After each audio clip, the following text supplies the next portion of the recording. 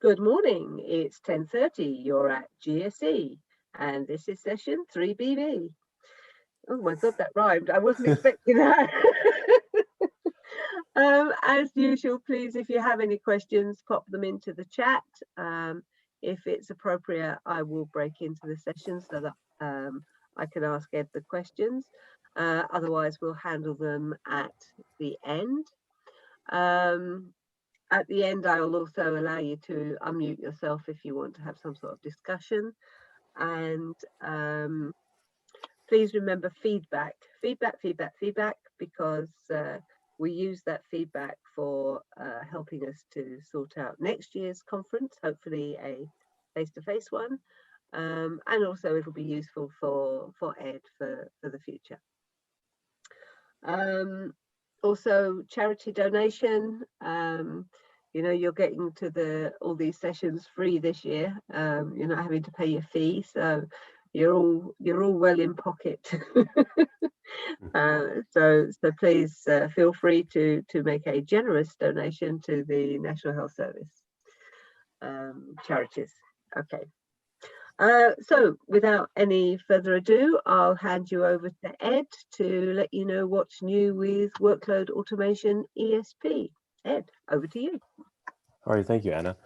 Yeah, hi everyone. I'm Ed Plazewski. I work for Broadcom, and my role there is a product manager. I've been with the company for over 25 years, and my role as a product manager is I basically gather requirements from customers, look at the competition, the market, build a roadmap, set the priorities, then work with the product owner, since we're following Agile here, and then they work with the team, and then they build it out and deliver. So that's sort of the high-level overview of what I do.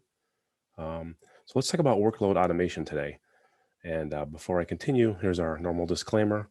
The things we'll be talking about here, are subject to change. All right, so we'll be going over a couple things. We'll go through what the delivery method is. We've changed our delivery method here at Broadcom, so some of you using that software may already be aware of that, but I'll just kind of review it. What are the current releases of workload automation? Talk about our new tech doc system and how we deliver our doc. Then we'll go through the actual roadmap. I'll show you what we delivered, what we're currently working on, and what's under consideration.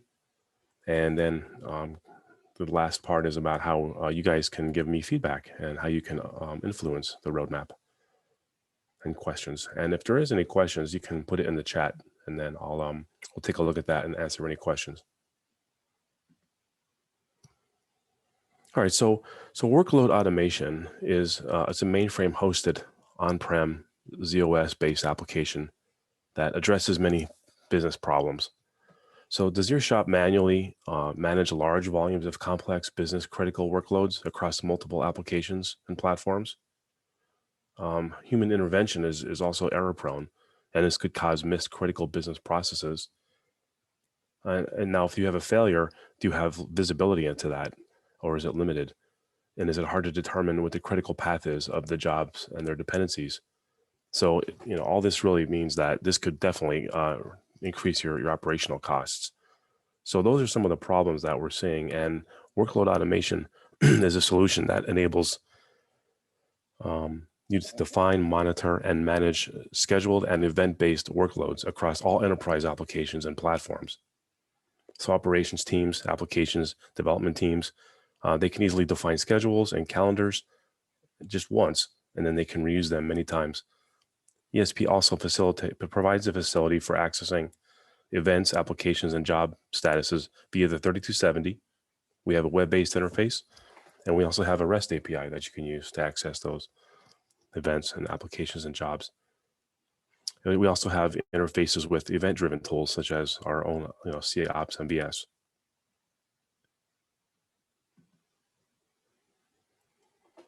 So this is how we are now delivering the software. We'll talk about this. Continuous delivery. So we've listened to customers.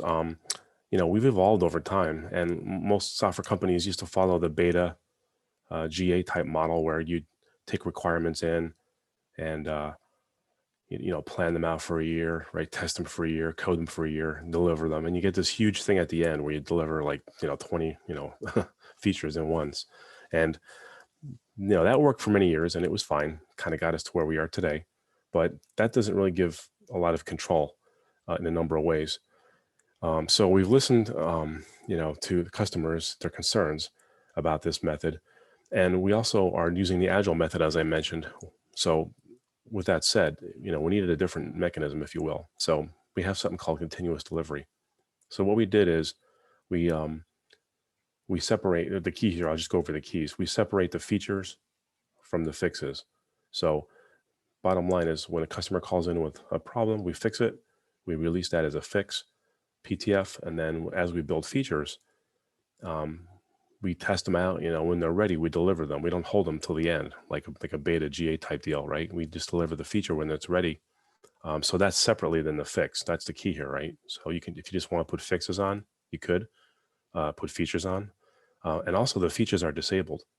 So, now the site has control. They can enable whatever features they like. Over time, as you can imagine, we'll have a bunch of, fixes that you may need to put on. So we have something called a service roll up. So we're doing that as well. So every quarter, we have to see when the frequency is, could be yearly. But the bottom line is we put out a service roll up PTF that supersedes all the other service PTFs. And it's a number like version dot release dot maintenance. So if you would call in, you'd say, I'm on this level. We know exactly where you are and all is good. So that's our new continuous delivery model. Workload automation is following that. And take a look at here, all the products that we support with that model. You could see workload down there, version 12.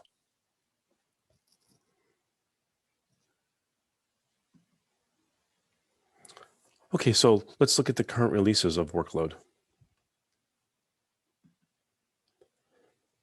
So for a number of years, we had release 11.4.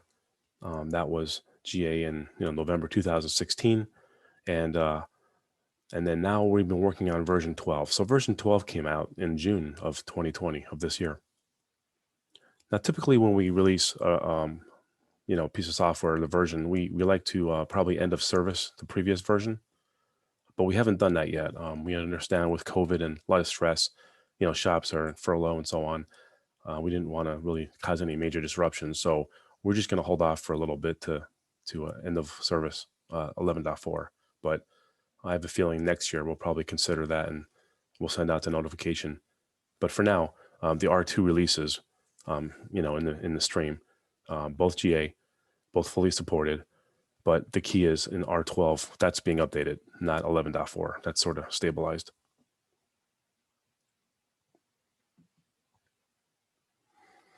And then one more, just kind of plug here. I'll talk about this notifications. We have this facility here, and it's a way to communicate with you, right? So you have to sign up for them. So if you're a Broadcom customer, you log in to support.broadcom and you click on mainframe tools, my tools. If you're signed up, go to subscriptions, and then you find the products that you want to get notified on. And you can see there, I listed here,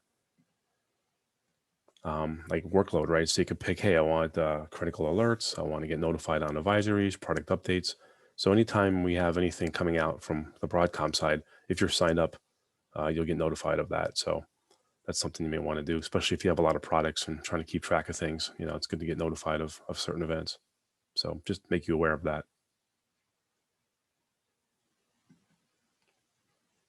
All right, next we'll talk about Tech Docs.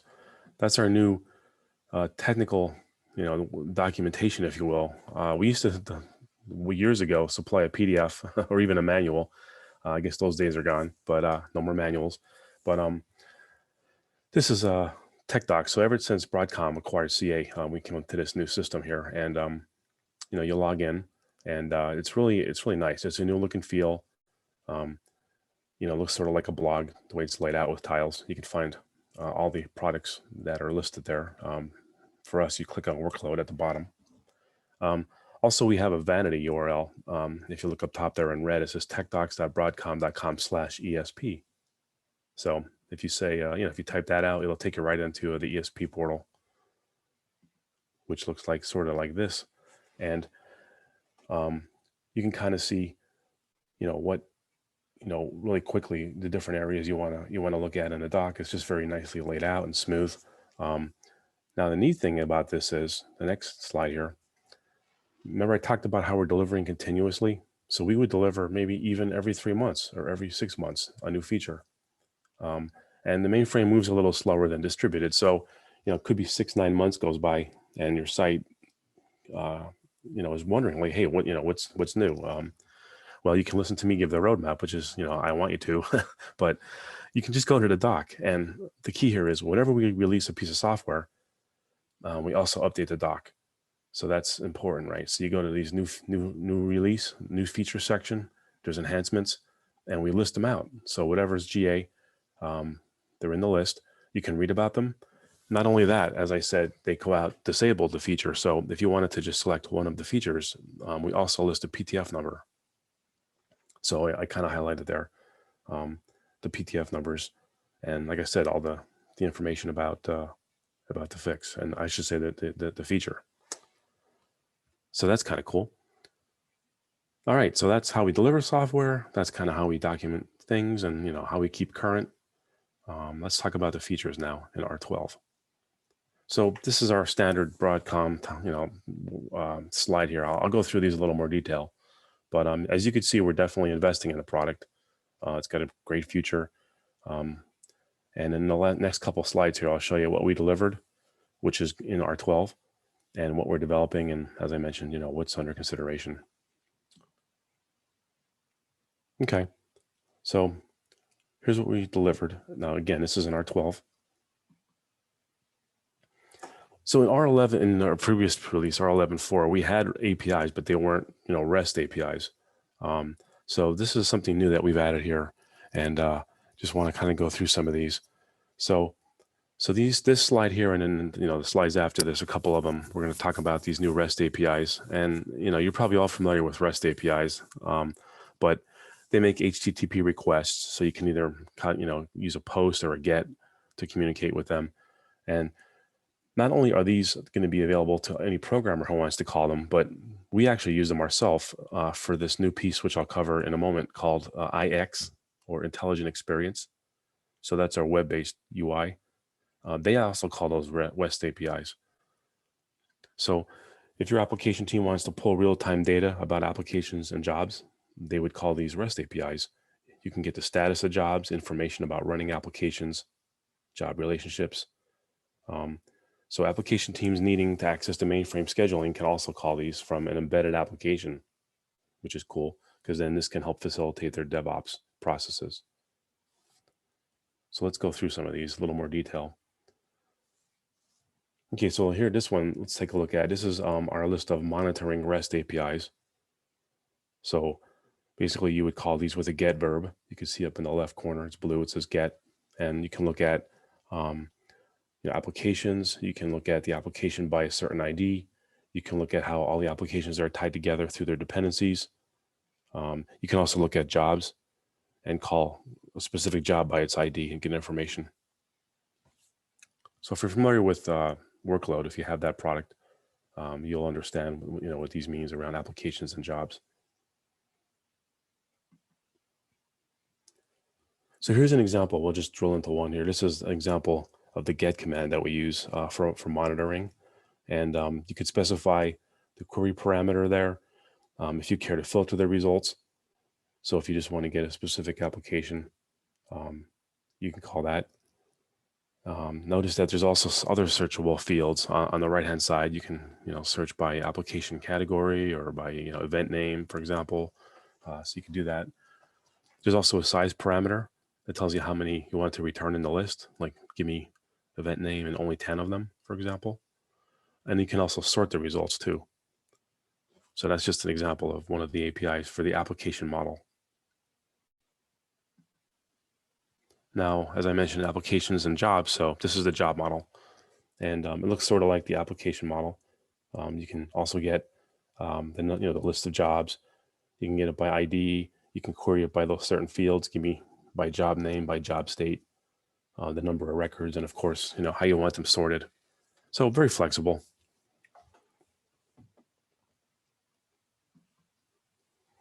So this is the other side of it, if you will. This is the post command. So this is how you communicate back, and those are all the verbs, if you will, that we have available right now.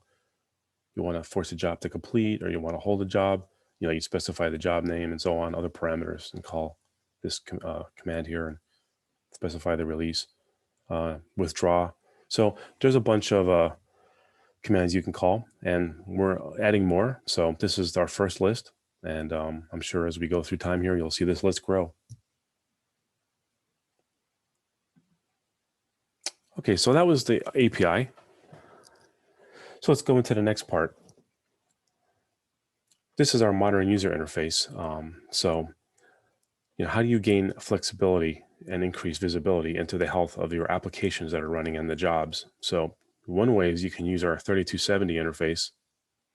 We also have a workstation component, but this workstation component is a thick client, and it can take customers longer to roll this out and to maintain, since each client will need to be upgraded.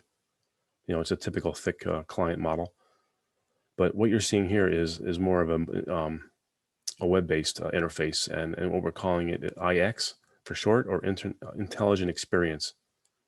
And it's a good way to use this method here.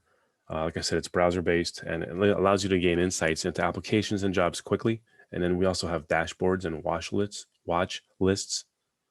You can also execute commands on any troubled workloads that you see.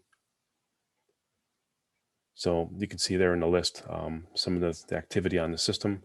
And like I said, it is browser-based. So this is brand new for R12. We didn't have this in the previous release.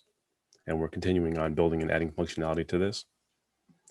So one cool thing that you can do is you have an application that's very complex. As you can see, let's take a grid there on the left.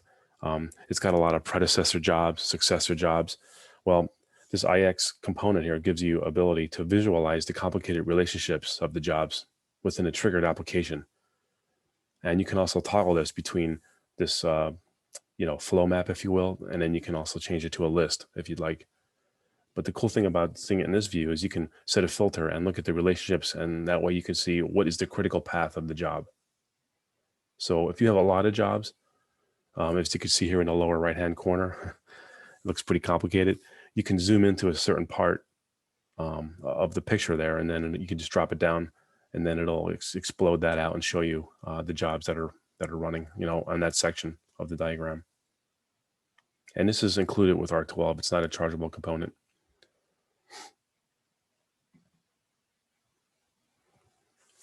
All right, some of the other things that we have in R12 that went out. So we have this performance enhancement, and we looked at the code very carefully, and in certain areas we optimized it, and we're able to decrease the actual CPU time and MIPS consumption for core ESP applications, and also for the event manager. We've had a number of customers put this on, and they've really seen a nice decrease in CPU time and MIPS consumption. So this is something, good reason to upgrade to R12. We have a do out command, and we modified it slightly where it now enables you to specify the do out times based on predecessor start or end time. So you can take advantage in advance if a job will be late. We have a new API called Job Resubmit, so you can resubmit a step from any step within the API. It enables you to resubmit and select which step to start on. A little more flexibility there. We have a verify and repair functionality now, where it enables the ESP admin to run these integrity checks to verify the consistency of the global variable table. And if there's any issues, you can run a repair if necessary. This is just, you can be doing this as part of maintenance. And then we have OPR unit, and then PROGREPR unit. These were added kind of keywords here to access the Oracle Business Suite. We had some customers using Oracle, and they needed more flexibility with that when running their workloads. So we added those two new keywords. Okay. So let's talk about some of the things we're looking at now for the future. Actually, what we're working on now and what we'll hopefully release soon, and then we'll talk about the future. So one thing here is back to IX. So as you saw in IX there, Intelligent Experience, it's the new web-based access. We're we're going to continue to deliver to enhance that as well. So here we're expanding the information that you see when you take a look at jobs or in the flow view of an application detail. So if you click on a job or if you click on any application, you'll be able to see a lot more information. And that's what I'm showing you here. This is just a prototype, but you're going to be able to see the category, the state, the job, and then dependencies. You'll also be able to view the job spool file, current run statistics, historical run statistics, average run statistics. So a lot of more information there. And not only is, like I said, the UI calling this, we're going to be exposing the REST API as well. So you'll be able to get to this too programmatically.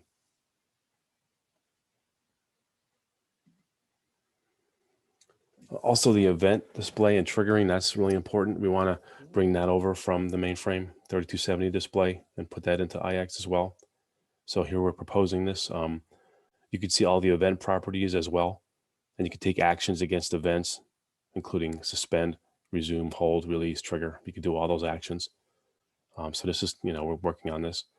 And then, of course, the REST API will be enhanced to support that. So not only is the web calling it, you can call it as well.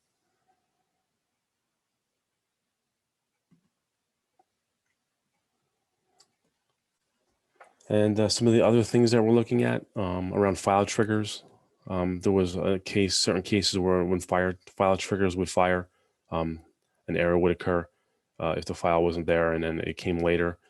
This is going to be a new feature here, a little tweak to existing feature, I should say. It'll prevent the need to perform a manual reset. Also, we like to really improve our disaster recovery. We do DR now, but at some of the bigger sites we're talking to and getting some feedback around how we can improve that. So we're going to distill all that information down and looking at how we can add that to the product. But yeah, that's something we want to look at, disaster recovery, how to improve that. Looking to improve the communications with our agents. So, we can run the mainframe workloads fine, but in order to run workloads that are off mainframe, we use agents. So we have like Linux agents, Windows agents. We can also, talk to databases and so on, but it's really the platforms, also stuff that can run in the cloud. But the way we talk to them, the agents right now, we're using an older protocol. So we're going to upgrade that to a new protocol, which will enable more flexibility with the agents. So we're looking at doing that.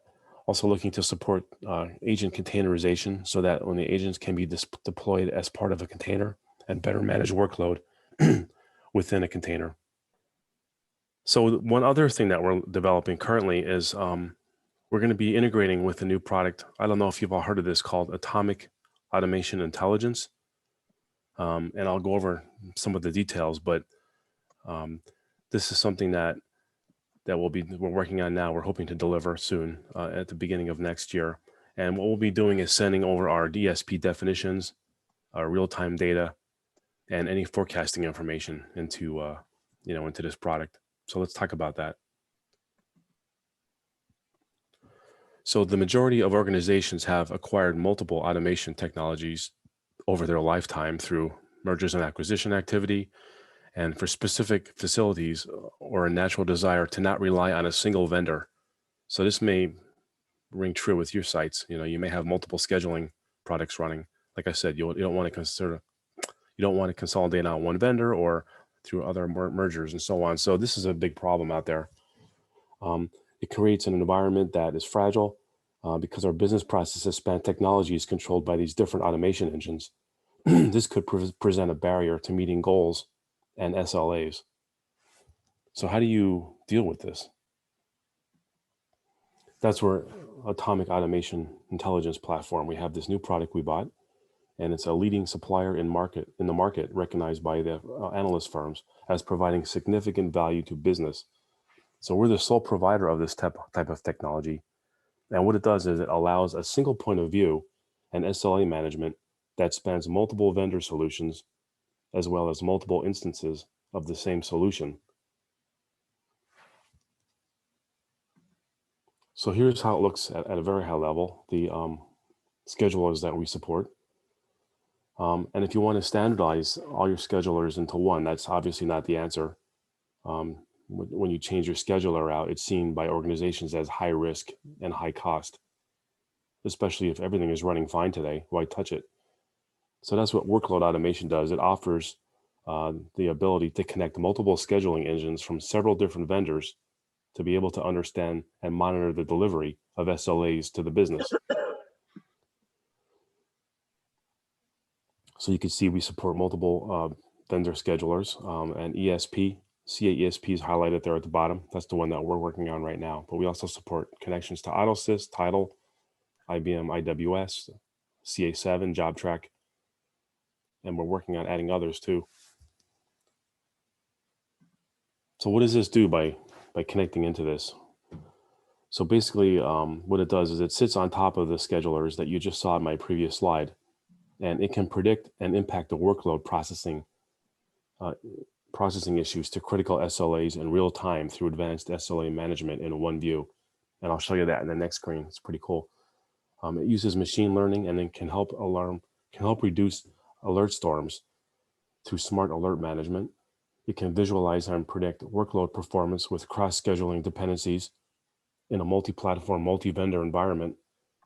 And it has highly customizable dashboards.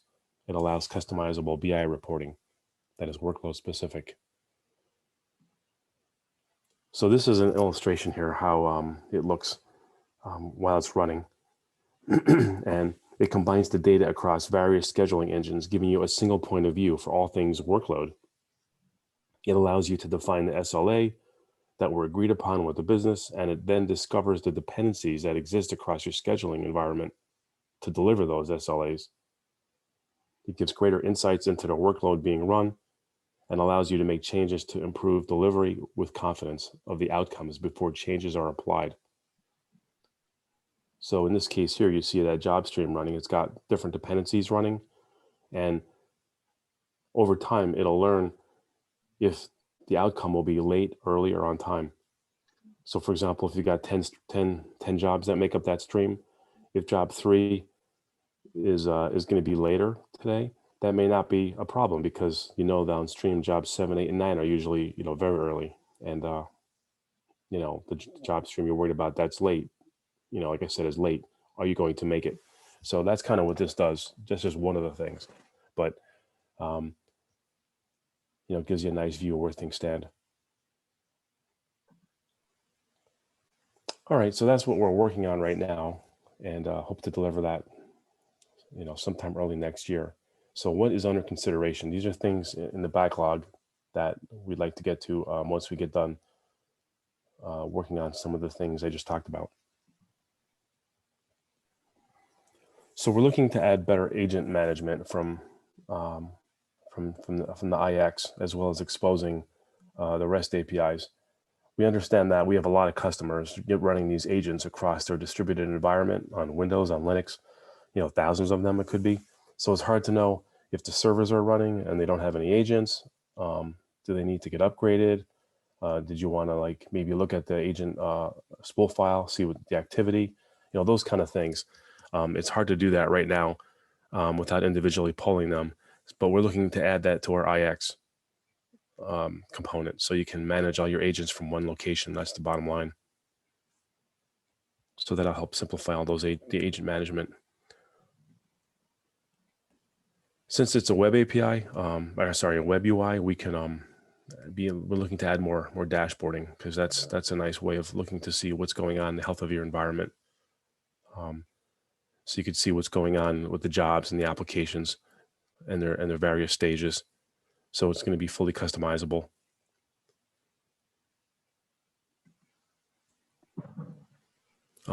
We've had requests to be able to manage multiple servers. So instead of logging in throughout the day into one server, logging back out, logging into another server, ESP server, logging in, and so on, you lose context when you switch between servers. So this could be something where we log into one central place, and then you can have the view of all your servers. Obviously, it'll keep everything in context, and it'll reduce the time of you bouncing in and out between servers. It'll give you more insights on dashboards. So this is something we're considering. And we've been noticing too that a lot of sites are going more of a self-service model where application teams need a way to access ESP so they can manage their own workloads. instead of having to go through a central scheduling team. So by having this feature here, it decentralizes the scheduler so that the teams can have more autonomy and work via the UI and API in a more modern way.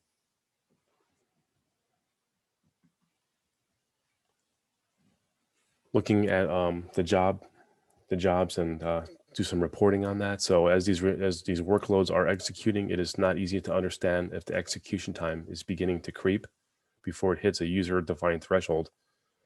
Sometimes non-critical job dependencies with expanding timelines can cause an issue with a crucial job. So with this feature, you're going to have the ability to see past average runtimes and compare it against current runtimes. Then create a graph that will display performance and history. So you can really, track that job and see the history of the job and if there's any tuning that you can do and so on. And also see if there's any creep, maybe something on your system that's downstream of dependencies getting slower. You'll be able to identify that now. Looking to add Zoe. I'm sure you've all heard of Zoe. It's part of the Open Mainframe Initiative. Broadcom, IBM, and Rocketer, the partners, they kind of kicked us off. But Zoe has this command line interface, and a lot of applications are starting to add that now. Not just Broadcom, but other mainframe apps. So we're also looking to do this with ESP. Add a command line interface. So we've already got those APIs that you can call, but this is a way of calling things right from a command line. You can execute commands directly from the command line, like you can access applications, job monitoring, you can control and do different scheduling functions. It's a utility that we're going to create. We don't have it yet, but it can run on Windows, it can run on a Linux or a Mac. So it's just a good way for building scripts, and you can automate. And you can integrate all this into your CD/CI pipeline. So we've had a lot of requests to do this.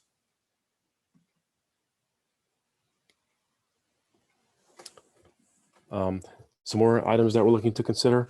Look around historical reporting. We want to really expand on our reporting functionality. We've had requests to do that. Also, look at how we're doing, how we're be able to manage workloads in the cloud with Docker and Kubernetes. Want to really add version 2 HTTP type jobs. Right now we just have HTTP type jobs. We'd like to add version 2. Also have the ability to call microservices via REST APIs. Want to look at the ability to view applications and job alerts in the UI. Take advantage of the latest agent improvements. Like I said, by having that new protocol we're going to add, version 3, will enable us to do that. And then enhance this purge command. Also allow the admin and the users to be able to create these filters, to be able to filter on applications and other items, and then be able to share those filters with each other.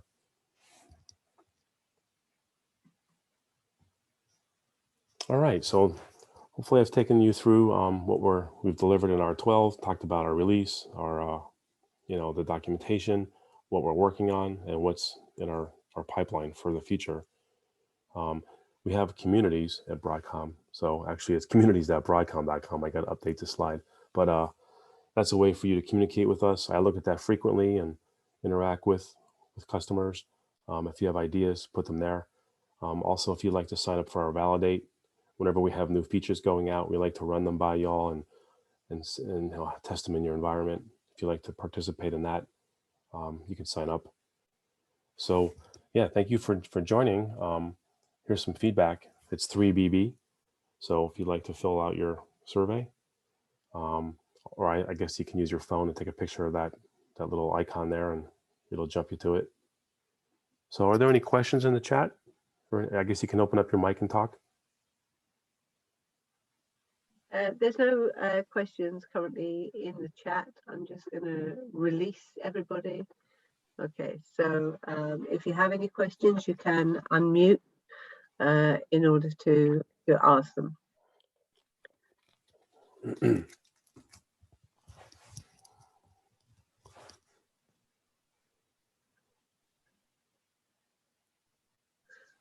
Okay. All right, well, if no questions, thank you for joining. Hopefully you found this useful and have a great day. Yep. So if you can remember to do the feedback, you can access it via the QR code, or from your bring your own agenda, or indeed from the HTTP at the top there. It's the same for all of them. Just put the session name on the end. And obviously donations towards the GSE conference, charity, National Health Service Charities Together, an obvious choice for this year. So, okay. Well, if there are no questions for Ed, then thank you, Ed, for providing us with all these updates and potential updates. And thank you all for attending the session. Ending a little early, so you get about 20 minutes back, so enjoy.